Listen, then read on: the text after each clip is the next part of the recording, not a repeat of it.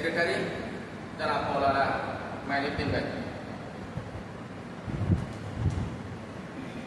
আসসালামু আলাইকুম ওয়া রাহমাতুল্লাহি ওয়া বারাকাতুহু। আসসালামু আলাইকুম। أعوذ بالله من الشيطان الرجيم.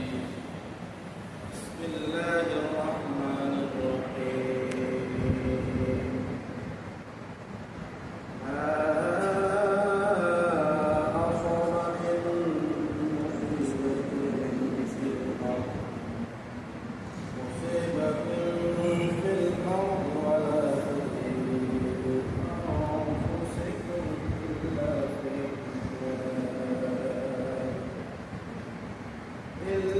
في كتاب من قبل أن نبرأها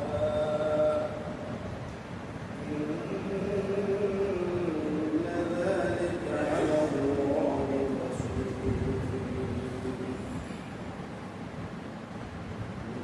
لا تأسوا على ما فاتكم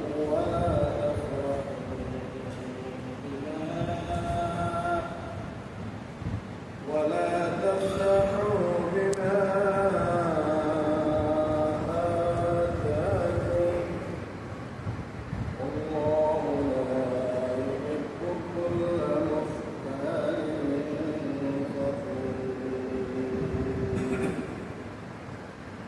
الذين يبخلون ويأمرون الناس بالبخل ومن يتول فإن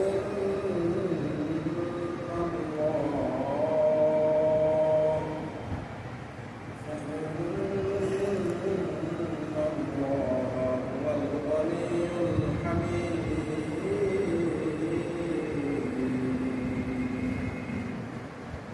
صدق الله العظيم. সম্মানিত উপস্থিতি, আমি আপনাদের সামনে সূরা হাদীদের 22, 23 এবং 24 নম্বর আয়াত তেলাওয়াত করেছি। এই আয়াতে কারিমার মধ্যে মহান আল্লাহ তাআলা আমাদের এই মুহূর্তে কি করণীয় এটার প্রেক্ষাপট 1400 বছর আগে রাসূল করিম সাল্লাল্লাহু আলাইহি ওয়াসাল্লামের মাধ্যমে আমাদের কাছে আমাদেরকে জানিয়ে দিয়েছেন। এজন্যই বলা হয় কোরআন আধুনিক গ্রন্থ। যে সময়ে যে পরিস্থিতিতে যেভাবে আমাদের চলা দরকার, যে মেসেজ আমাদের জন্য দরকার, মহান আল্লাহ তাআলা ওই মেসেজ ওই সময়ের জন্য ওই পবিত্র মহাগ্রন্থে আল্লাহ তাআলা আমাদেরকে জানিয়ে দিয়েছেন। এই আয়াতে কারিমা সূরা হাদীদের 22 নম্বর আয়াতে কারিমার মধ্যে মহান আল্লাহ তাআলা আমাদেরকে মেসেজ দিয়েছেন, মা আসাবা মিন মুসিবাতিন ফিল আরদ, পৃথিবীতে যখন কোনো বিপর্যয় সৃষ্টি হয়, কোনো আপদ সৃষ্টি হয়, ওয়ালা ফি আনফুসিকুম, অথবা নিজেদের মধ্যে কোনো ব্যক্তি যদি ব্যক্তিগতভাবে বিপর্যয়ে পড়ে, আপদ বিপদে পড়ে, এই বিপদ এবং আপদ আল্লাহ তাআলা অনেক আগে থেকে কিতাবের মধ্যে পবিত্র কালামে পাকে অর্থাৎ লৌহ মাহফুজে আল্লাহ তাআলা লিখে রেখেছেন, তার লিপিবদ্ধ রয়েছে। এই বিপদ মহান আল্লাহ তাআলা লিপিবদ্ধ করে রেখেছেন। ইল্লা আন নাবরাহা, অর্থাৎ এই বিপর্যয় যাহা ঘটবে সব কিছু লৌহে মাহফুজে আমাদের ভাগ্য যেখানে লেখা হয় সেই ভাগ্য কিতাবের মধ্যে আল্লাহ তাআলা লিখে রেখেছেন। এরপর আল্লাহ তাআলা বলেন, ইন্না যালিকা আলাল্লাহি ইয়াসির, আমরা যে মনে করতেছি কিভাবে এটা সম্ভব। অন্য আয়াতে আল্লাহ তাআলা বলেছেন, ইযা আরাদা আন ইয়াকুলা লাহু কুন ফায়াকুন, আল্লাহ তাআলা কোনো বিষয় যদি ইচ্ছা করেন তখন সময় ক্ষেপণের দরকার নাই, কোন বলার সাথে সাথে হয়। এই আয়াতে আল্লাহ তাআলার শক্তির কথা আমাদেরকে মেসেজ দিয়েছে। এজন্য সর্বশক্তিমান হচ্ছেন মহান আল্লাহ তাআলা, সর্ব বিষয়ে শক্তিমান। ইন্নাল্লাহা আলা কুল্লি শাইইন কাদির। এজন্য মহান আল্লাহ তাআলা বলেন, ইন্না যালিকা আলাল্লাহি ইয়াসির। এই বিষয়টা পুরো প্রসেসটা আল্লাহ তাআলার কাছে খুবই সহজ বিষয়, খুবই তুচ্ছ বিষয়। পরের আয়াতে মহান আল্লাহ তাআলা বলেন, লিকাই লা তা'সু আলা মা ফাতাকুম ওয়া লা তাফরাহু বিমা আতাকুম। এই জন্য যে তোমরা কোনো বিপদে যদি নিপতিত হয়, তোমরা হতাশ হইও না, নিরাশ হইও না, দুঃখ বোধ করো। মুমিনরা কখনো হতাশ হতে পারে না। মুমিনরা যত বিপদ আসুক সব সময় আল্লাহর উপর তাওয়াক্কুল করবে, কারণ মুমিনরা কখনো হতাশ হতে পারে না। লা তাকনাতু মির রাহমাতিল্লাহ।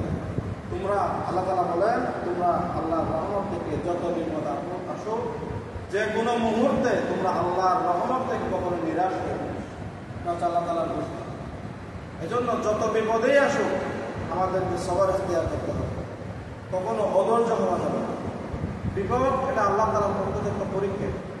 এই পরীক্ষার মাধ্যমে আমাদের উত্তীর্ণ হতে হবে, কারণ শয়তান ওই বিপদের মুহূর্তে মুমিনদেরকে যে ধোঁকা দেয়। আমাকে পেল শুধু এই বিপদ দিতে, আর দুনিয়ার কোনো লোককে পেল না আল্লাহ। যখন সামান্য জ্বর হয়ে যায়, জ্বরের একটু তাপমাত্রা যখন বেশি হয়ে যায়, আল্লাহ আমাকে নিয়ে যাচ্ছে না কেন, আমাকে পেল এত বিপদ দিতে। তাহলে এই বিপদটা আমাদেরকে, এই বিপদের সময় সবর করতে হবে। এই বিপদে কি করণীয় সেটা আল্লাহ তাআলা ওয়াস্তাঈনু বিস-সাবরি ওয়াস-সালাহ। সবর এবং তোমরা নামাজের মধ্যে ওয়াস্তাঈনু বিস-সাবরি ওয়াস-সালাহ, তোমরা আল্লাহর কাছে সবরের মাধ্যমে সাহায্য করতে হবে, নামাজের মাধ্যমে সাহায্য করতে হবে। কারণ ইন্নাল্লাহা মা'আস-সাবিরিন, যারা সবর করবে কঠিন বিপদের সময়ে আল্লাহ তাআলা সেই মুমিন ব্যক্তিদের সাথে সদা সর্বদা রয়েছে। সেই বিপদে আল্লাহর কাছে আমাদের সাহায্য করতে চাইতে হবে, আল্লাহর কাছে সাহায্য করতে। এরপরে আল্লাহ তাআলা বলেন, ওয়ালা তাফরাহু বিমা আতাকুম। যখন তোমাদের কাছে সচ্ছলতা ফিরে আসবে, যখন তোমাদের কাছে বিজয় ফিরে আসবে, তখন তোমরা সেই বিজয়ে উল্লাসে মেতে উঠো না। সেই বিজয়কে তোমরা বিভিন্নভাবে উল্লাস করো না। সেই বিজয়কে আল্লাহর, সেই বিজয়ের মাধ্যমে আল্লাহর শুকরিয়া আদায় করো। সেই বিজয়ের মাধ্যমে আল্লাহর শুকরিয়া আদায় করো। কারণ আমার মোহতারাম ওই যে মক্কা বিজয়ের কথা বলেছে সূরা নাসরের মধ্যে, ইযা জাআ নাসরুল্লাহি ওয়াল ফাতহ ওয়া রাআইতান নাসা ইয়াদখুলুনা ফী দীনিল্লাহি আফওয়াজা ফাসাব্বিহ বিহামদি রাব্বিকা ওয়াস্তাগফির। ফাসাব্বিহ, সেই বিজয়ের পরে আমাদের করণীয় হচ্ছে আল্লাহর বড়ত্ব নিজে প্রকাশ করা এবং মানুষের কাছে আল্লাহর বড়ত্বকে পৌঁছিয়ে দেওয়া। দাওয়াতি কাজ করতে হবে। যাদের কাছে কোরআনের আলো নেই তাদের কাছে আমাদের কোরআনের আলো পৌঁছাতে হবে। কারণ যদি আমরা সেই কাজ না করি, জাতি অন্ধকারে নিমজ্জিত হয়ে যাবে। আমাদের কোরআনের আলোকে মানুষের ঘরে ঘরে পৌঁছে দিতে হবে। আল্লাহ রাসূল সাল্লাল্লাহু আলাইহি ওয়াসাল্লাম বিদায় হজ্জের সময় বলেছেন,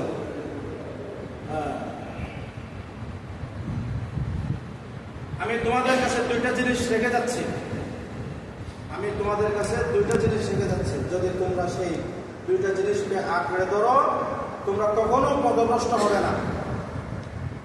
তার মধ্যে প্রথম হচ্ছে আল্লাহর কোরআন। আল্লাহর কোরআনের পর হচ্ছে আমার সুন্নাত, অর্থাৎ রাসূল সাল্লাল্লাহু আলাইহি ওয়াসাল্লাম। কারণ কোরআন বোঝার জন্য রাসূল সাল্লাল্লাহু আলাইহি ওয়াসাল্লামের সুন্নাহ অনুসরণ করার কোনো বিকল্প নেই। তাহলে আমরা সেই সুন্নাহ পাবো কোথায়? হাদিস শরীফ। তাহলে কোরআন এবং হাদিস এই দুটা যদি আমরা নিয়মিত অধ্যয়ন না করি, কোরআন এবং হাদিসের কাছে যদি আমরা না যাই, আমরা নিজেকে ইসলামের আলোতে আলোকিত করতে পারবো না। প্রথমে নিজেকে আলোকিত করতে হবে, এরপরে সমাজকে আলোকিত করতে হবে, এরপরে জাতিকে আলোকিত করতে হবে। সর্বোপরি এই সমগ্র প্রচেষ্টাকে সুন্দরভাবে পরিচালনা করার জন্য রাষ্ট্রীয় ক্ষমতাতে কিভাবে কোরআনের আলোর মাধ্যমে আলোকিত করা যায় আমাদের সবসময় সদা সর্বদা তৎপর থাকতে হবে। পারবো তো ইনশাআল্লাহ? আল্লাহ তাআলা আমাদের সবাইকে কবুল করুন। এরপরে বলেন, আল্লাহু লা ইউহিব্বু কুল্লা মুখতালিন ফখুর। এই বিজয়কে যদি আমরা আত্ম অহংকার বানাই, অর্থাৎ বিজয়ের পরে যদি আমরা কোনো মানুষকে মানুষ হিসেবে গণনা না করি, কোনো অভাবের কাছে যদি না যায়, কোনো কেউ যদি বিপদে পড়ে তারা আরো বিপদের দিকে ফেলে দেওয়ার জন্য চেষ্টা করি, কারণ সে আমি যখন বিপদে ছিলাম সে আমাকে কষ্ট দিয়েছিল, আমি যখন বিপদে ছিলাম সে আমাকে কষ্ট দিয়েছিল, সেজন্য আমরা যদি সেই হিংসার বশবর্তী হয়ে তাকে যদি আরো বিপদের দিকে ফেলে দিই, অহংকারের পর আমার তো এখন বিজয়, আমার এখন বিজয়, কে আমাকে ঠেকায়, তাহলে ওই মুহূর্তে আল্লাহ তাআলা ওই মুহূর্তের জন্য আয়াতের অংশে এই অংশে বলেছেন আল্লাহু লা ইউহিব্বুল মুখতালিন ফখুর, অহংকারীকে আল্লাহ তাআলা কি করে না, পছন্দ করে। তাহলে আমাদের এই মুহূর্তে বিজয় উল্লাসে মৃত্যুর কোনো সুযোগ নেই।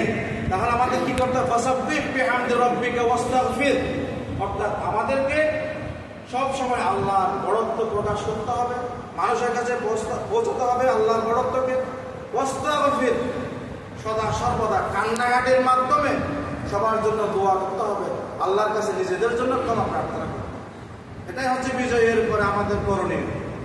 এরপরে আয়াতে মহান আল্লাহ তাআলা বলেন আল্লাযীনা ইয়াবখালুনা ওয়া ইয়া'মুরুনা আন-নাসা বিল বুখল, যারা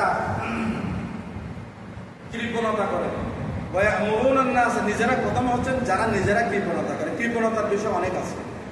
কৃপণতার বিষয় হচ্ছে প্রথমত আমার পকেটে টাকা আছে আমি কাউকে দিলাম না, এটা না কৃপণতা। কৃপণতা হচ্ছে আমার যা কিছু আছে তা দিয়ে মানুষের কল্যাণ করা থেকে বিরত থাকার নাম হচ্ছে 1 নম্বর কৃপণতা। আমাদের যা সহায় সম্পদ আছে নিজেরা ভোগ করব, এরপরে যা রয়েছে তা দিয়ে মানুষের কল্যাণ আমরা কি করব, কাজ করব। কারণ আল্লাহ তাআলা মুসলমানদেরকে পাঠিয়েছেন অপরের কল্যাণের জন্য। আল্লাহ তাআলা মুসলমানদেরকে সৃষ্টি করেছেন উখরিজাত লিন-নাস তা'মুরুনা বিল মা'রুফ ওয়া তানহাউনা আনিল মুনকার, অপর মানুষকে কি করার জন্য, বিপদ থেকে রক্ষা করার জন্য। আমরা মুসলমানরা হচ্ছে সমগ্র পৃথিবীর মানুষের, সমগ্র পৃথিবীর সৈন্যবাহিনী যারা অন্য কোনো কারণে যদি বিপদে পড়ে তাদেরকে সাহায্য করার জন্য আল্লাহ তাআলা আমাদেরকে মুসলমান হিসেবে তৈরি করেছেন। এজন্য মুসলমানরা কখনো কৃপণ হতে পারে না। কৃপণতা প্রসব করতে যে হবে সে শয়তানের দোকার প্রতি নির্ভরশীল। এজন্য আমাদেরকে কৃপণতার ঊর্ধ্বে যে কাজ করতে হবে। আল্লাযীনা ইয়াবখালুনা ওয়া ইয়া'মুরুনা আন-নাসা বিল বুখল, যারা নিজেরা কৃপণতা করে, ওয়া ইয়া'মুরুনা আন-নাসা বিল বুখল, এবং কৃপণতাকে ছড়িয়ে দেয় আরেকজনকে। কোনো ভালো কাজ করলে থাক, এটা কি জন্য দরকার, তুমি নিজে আসো ভালো আসো, নিজে ভালো থাকা অনেক ভালো, আরেকজনের কাছে যাওয়া দরকার। তাহলে এটা হলো কৃপণতা প্রচার করা, ওয়া ইয়া'মুরুনা আন-নাসা বিল, আরেকজনকে কৃপণতা করা কি করা, আদেশ করা। আমাদেরকে বেঁচে থাকতে হবে এই বিষয় থেকে। ومن يتولى فإن الله غني حميد, অর্থাৎ যে আল্লাহ তাআলার সমগ্র এই জানিয়ে দেওয়ার বিষয় থেকে বিরত থাকবে, জেনে রেখো আল্লাহ তাআলা কোন ব্যক্তির কাছে ধরাশায়ী না, এমনকি পুরো পৃথিবীর কাছে আল্লাহ তাআলা 1 মিনিটের জন্য টাকা না। আল্লাহ তাআলা এই আয়াতে বলেছেন ইন্নাল্লাহা হুয়াল গনি, আল্লাহ তাআলা হচ্ছে পুরো পৃথিবীর কেউ যদি ভালো কাজ না করে সেজন্য কারো কাছে আল্লাহ তাআলা মুখাপেক্ষী না, পুরো পৃথিবীর কাছে মুখাপেক্ষী না। আমরা যদি ভালো কাজ না করি আল্লাহ তাআলা আমাদেরকে ধ্বংস করে দিয়ে আরেক দল সৃষ্টি করবে। এটা হচ্ছে কোরআনের ভাষা। তাহলে আমাদের এই বিজয় উল্লাসে আমরা আমাদের জীবনকে না কাটিয়ে আমাদেরকে কৃপণতার ঊর্ধ্বে যেয়ে সমগ্র বাংলাদেশের সমগ্র পৃথিবীকে আলোকিত করতে হবে। এটা হচ্ছে আল্লাহ তাআলার ঘোষণা। তাহলে আল্লাহ তাআলা মানব সমগ্র পৃথিবীর থেকে অমুখাপেক্ষী এবং তিনি সদা সর্বদা প্রশংসিত। ওই যে আমাদেরকে সৃষ্টি করার আগে ফেরেশতারা কি করতো, ফেরেশতাদের কাজ হচ্ছে আল্লাহর প্রশংসা। আমরা প্রশংসা না করলে পৃথিবী সৃষ্টি হওয়ার আগে ফেরেশতারা আল্লাহর প্রশংসার মধ্যে তাদের সমগ্র সময়কে কেটে দিয়েছেন। আল্লাহ তাআলা পৃথিবীকে সৃষ্টি করার আগে যখন ফেরেশতা দেখতেছেন এরকম একটা মজলিসে ডাকলেন, তখন বলে হে আল্লাহ আমরা তো আপনার প্রশংসা করতেছি। তারা মানব জাতি বেশি পৃথিবীতে যেয়ে ফসাদে লেগে যাবে। তাহলে কি দরকার ছিল এরকম জাতি সৃষ্টি করে আমরা আছি না, আমরা আপনার প্রশংসা করতেছি। আমি যা জানি তোমরা তা জানো। তাহলে আমাদের আমরা সবাই যদি আল্লাহ কামরুল সালাম না পড়ি, আল্লাহর কিচ্ছু আসে, আল্লাহ এর থেকে অনেক বেশি উঠতে, বরঞ্চ সেটা আমাদেরই প্রতি, আমাদেরকে ধ্বংস করে দেবেন, আরেকটা জাতি সেখানে প্রতিষ্ঠিত করে দেবেন, যারা আল্লাহর রাজত্ব কায়েম করবে, আল্লাহর প্রশংসা করবে, সমগ্র পৃথিবীতে আল্লাহর রাজত্ব কায়েম। আসুন এই বিজয় যারা এনে দিয়েছেন অসংখ্য শহীদের বিজয়, আমরা তাদের জন্য আল্লাহর সাথে সাথে তাদের উছেলায় আল্লাহ তাআলা আমাদেরকে যাতে জান্নাতে নিয়ে যেতে পারে। আল্লাহ তাআলা আমাদেরকে যে ব্যবসা কথা আমাদেরকে বলেছেন, আমি তোমাদেরকে এমন একটি ব্যবসার কথা বলবো না যে ব্যবসা করলে পরে তোমরা সেই জাহান্নামের কঠিন আযাব থেকে তোমরা রক্ষা পাবে। তাহলে সেটা কি?